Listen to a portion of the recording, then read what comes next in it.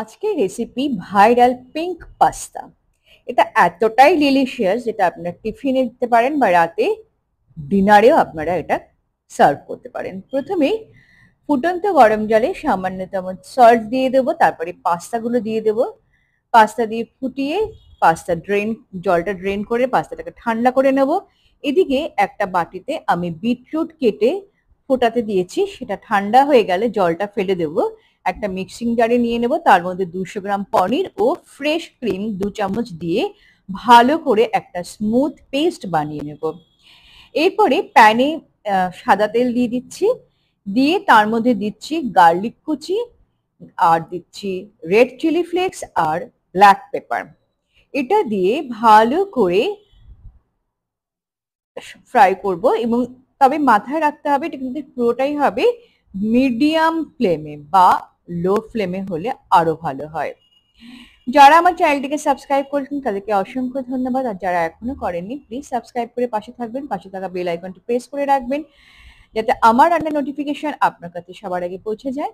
এরপরে যে smooth pink পেস্টটা তৈরি করলাম সেটা এবার এই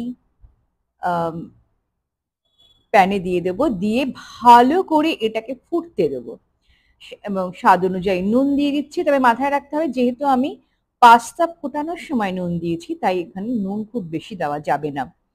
এরপরে এতে দিয়ে দেব গার্লিক চিলি সস। আসলে এই পাস্তাতে একটু গার্লিকের ফ্লেভারটা খুব দরকার। যদি আপনারা পারেন বা গার্লিকের যে পাউডারটা পাওয়া যায় সেটা দিতেও পারেন এখানে, যদি গার্লিক চিলি সস না থাকে। এবার পাস্তাটা দিয়ে দিচ্ছি, পাস্তা দিয়ে ভালো করে এই পেস্টটা ভালো করে মিশিয়ে নেব। এরপরে এতে দিয়ে দেব পিৎজা অরিগানো। পিৎজা অরিগানোটা যতটা আপনারা খেতে ভালোবাসেন ততটা দেবেন, মানে এটা বুঝে দিতে হবে, খুব বেশি দিলে পরে তিতকুটে লাগতে পারে। এবারে ভালো করে মিশিয়ে নেব, ফ্লেম কিন্তু মিডিয়ামেই রয়েছে। এরপরে আমি দিয়ে দিচ্ছি চিজ গ্রেট করে। ব্যাস রেডি আমাদের ডিলিশিয়াস ভাইরাল পিঙ্ক পাস্তা। এটা টিফিনে বা রাতের ডিনারে সার্ভ করুন, এবং বাড়ির সকলে কিরকম রিয়াকশন দিল আমাকে জানাতে ভুলবেন না কমেন্টসে। তাহলে আসছি আরো নতুন নতুন রেসিপি নিয়ে, ততক্ষণ ভালো থাকুন, সুস্থ থাকুন, আনন্দে থাকুন। Tata, all the best.